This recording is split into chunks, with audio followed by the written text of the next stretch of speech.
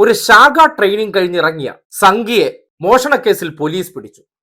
അതും ഒരു സ്ത്രീയുടെ മാല പൊട്ടിച്ച കേസ്.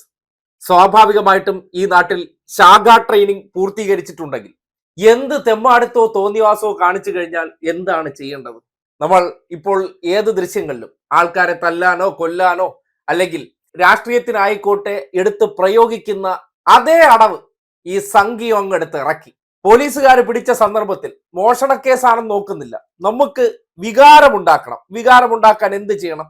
എന്ത് തെമ്മാടുത്തം കാണിച്ചാലും ശാഖ ട്രെയിനിങ് പ്രകാരം ചെയ്യേണ്ട പ്രവൃത്തി എന്താണെന്ന് നോക്കിയേ.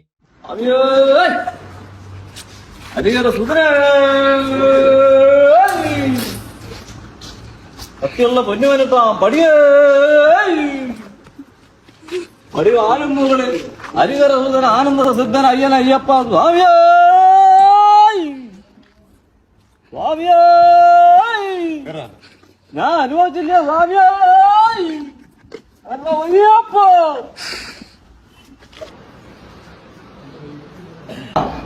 എന്റെ ഒരു ശരണം അയ്യപ്പ.